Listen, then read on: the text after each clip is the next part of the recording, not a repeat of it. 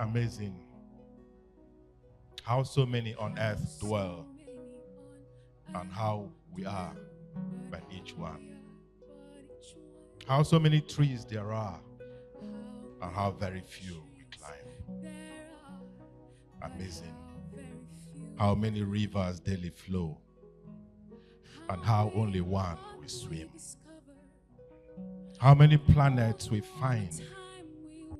Sickle cell disorder is an inherited blood condition caused by genotype incompatibility. It is a lifelong battle, and those who live with it face pain, fatigue, and health crises that test them daily. Those who live with it are not defined by the condition.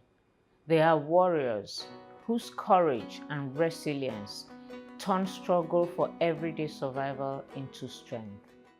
When I was 9 years old, that's when I had my first crisis. So, because both my parents, they were quite aware about genotype compatibility, because my mom's only brother from her mom died at 14 from sickle cell anemia. And she was a nurse. She passed on 2 years ago. So she knew about it and insisted on genotype screening before getting married. But unfortunately, my father was given a wrong reading and they went ahead and got married.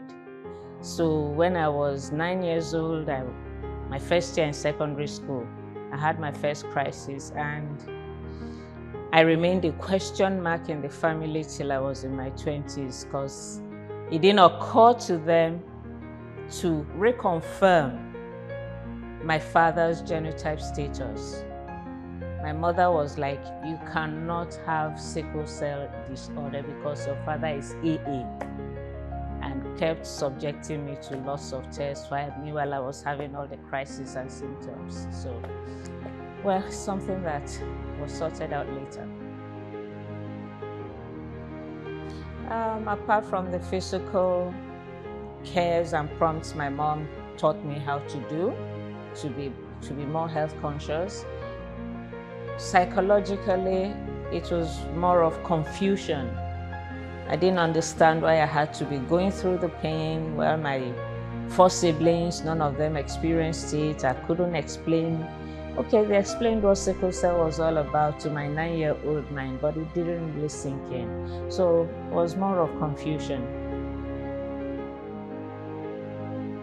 Based on my experiences over the years with the NGO and hearing other people's stories, it made me more appreciative of my family and my friends.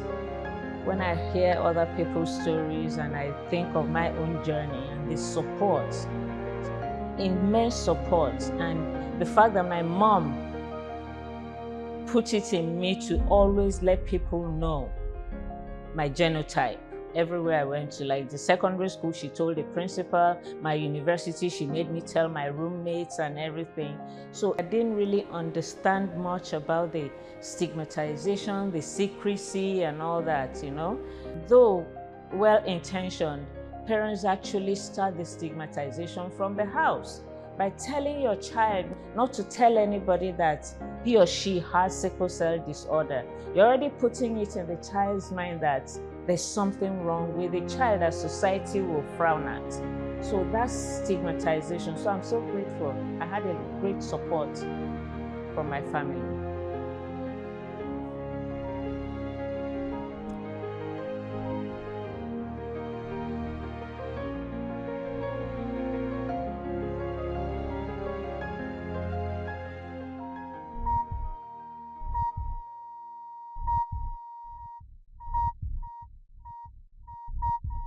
And another thing that I did was to live with the fear of dying every blessed day for 25 years.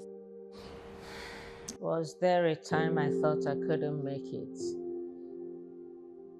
I'll rephrase that to say there were times I prayed to die, not hoping to make it because of the pain.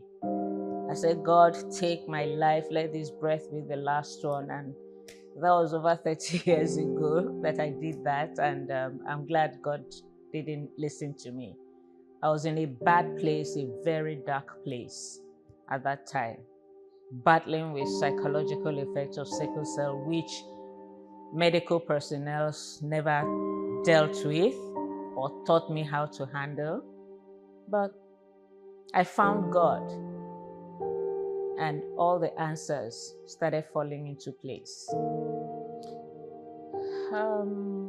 At one point, I was in the God, why me stage. I kept asking, why me? Why me? What's my crime that I'm being punished like this? And I had, let me say, a sublime moment when God asked me, okay, which of your siblings would you rather had sickle cell instead of you? And that was when the questions stopped. I couldn't think of any of my 3 brothers or my sister going through what I used to go through. And from there, the thoughts just started coming in. This is not a punishment for something you did.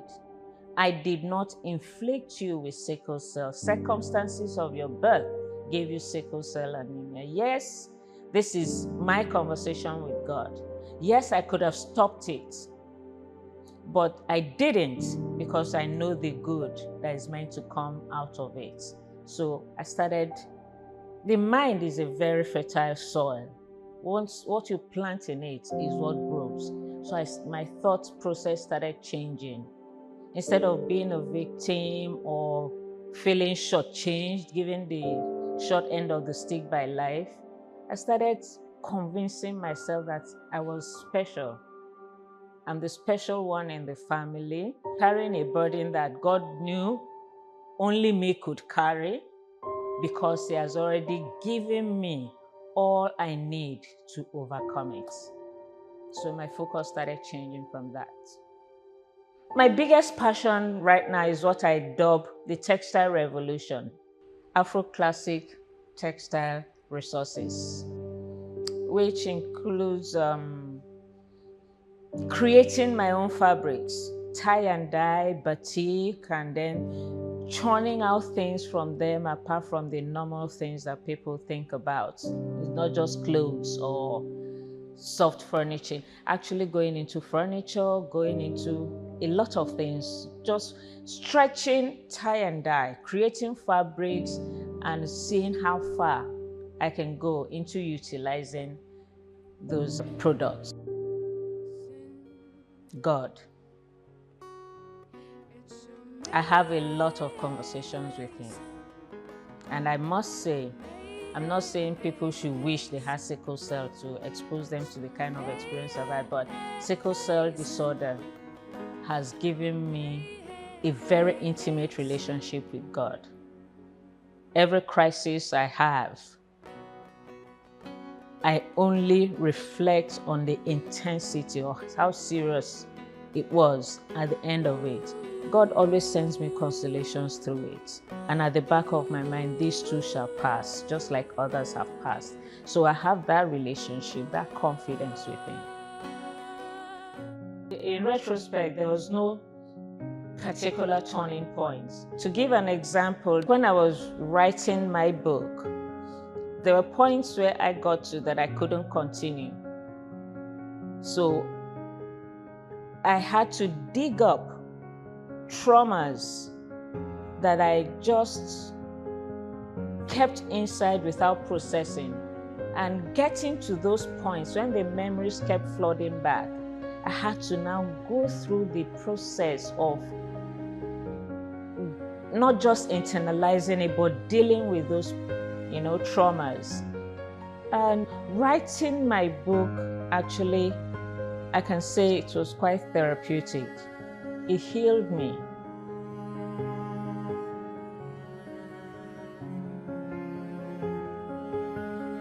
Phoenixrising is a chronicle of my 59 years journey living with sickle cell disorder, while Love Letters to Warriors, reflections of the battles I fought, won by God's grace, and I got inspired to share with the world.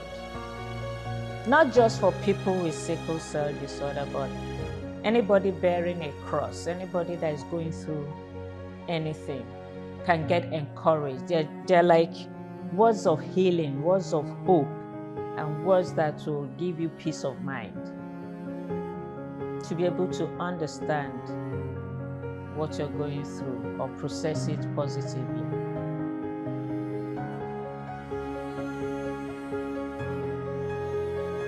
One of the motivational quotes in Love Letters for Warriors that moves me the most is titled "Bloom Where You're Planted." Whatever you're going through, you can make lemonade out of the lemons life throws at you. You can, okay, I have sickle cell disorder, but I don't go around telling people I'm a sickler because that's not my identity. There is more to me than sickle cell disorder. It's just a condition, but there's more to IFOMA than the condition. So I have found myself living with sickle cell disorder, but what are the other things that add up to make me the IFOMA that I am? I spend more time discovering those things, dreaming about how to be better, and paying less attention to the pain and the anguish and discomfort of sickle cell disorder. Yes, I have sickle cell disorder, but it's not all there is to IFOMA. So I'm planted in the sickle cell farm, but I have to bloom despite the thorns of sickle cell disorder.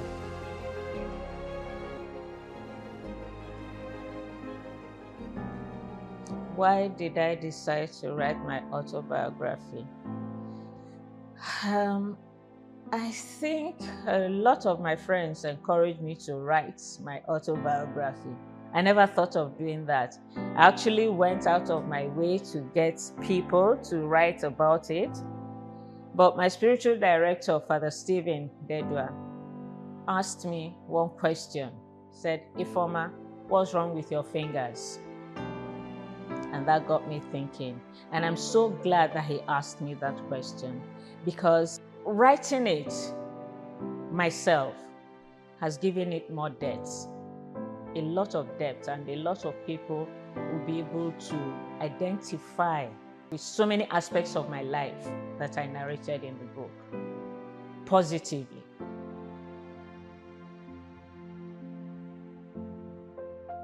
The message I have for young people living with sickle cell disorder is not to believe the myth that sickle cell is a death sentence.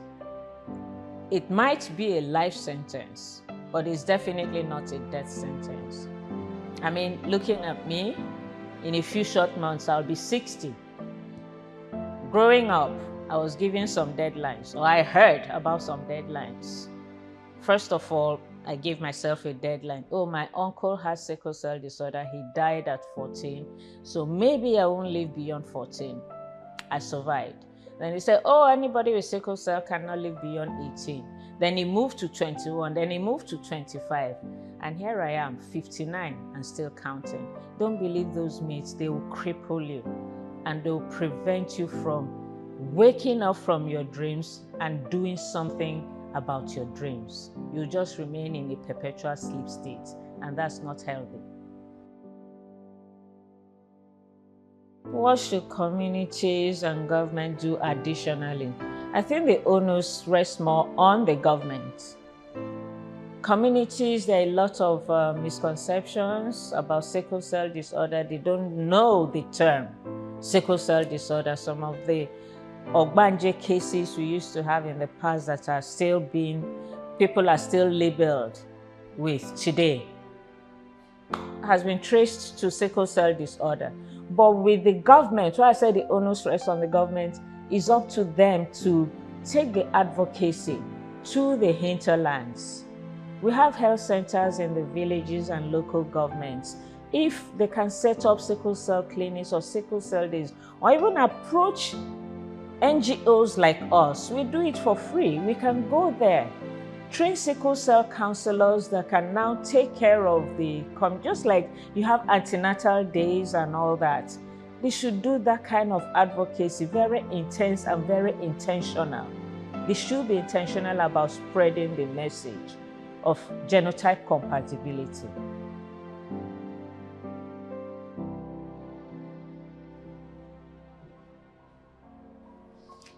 What can encourage somebody to turn hardship into purpose? I have to refer to the Bible because I'm a Christian. My greatest source of inspiration is a Bible quote. I don't know where it is in the Bible, but it goes something like this: God will not allow anything that will overcome you to befall you. So whatever you find yourself going through, know that that situation isn't meant to overcome you, that you already have what it takes to survive. And furthermore, dwell on another Bible passage. Behold, in this world you will have trials and tribulations, but be of good cheer, I have overcome the world. Whatever you're going through isn't meant to end you. It can be a bend, but it's not an end. And it all lies in your mind, your perception, your attitude towards what you're going through. You can rise above it. Scima is an NGO that I founded over 30 years ago. It stands for Sickle Cell Interactive and Management Association. And its message in one word is hope. There is hope.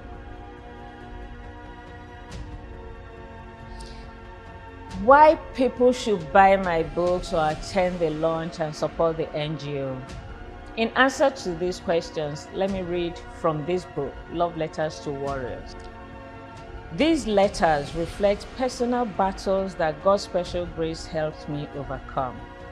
They also mirror experiences other warriors have shared with me, and we sometimes had to battle together. My choice of the word battle is deliberate because it reflects the daily life of every warrior. Do not allow my smiles to lead you into diminishing the daily struggle to live a crisis-free life. The struggle is made harder by the knowledge that abiding by all the rules does not guarantee that crisis will not find a tiny hole to seep through. I smile because God's blessings have made it possible for me not to look like what I go through. I have evolved into a positive being. Sickle cell anemia is a real and present blood disorder. We should all join hands to reduce its incidence. I know everyone has a cross or two they are carrying. Warriors also have those other crosses. Please resolve today to join Scima in its effort to save every newborn child from this life of pain.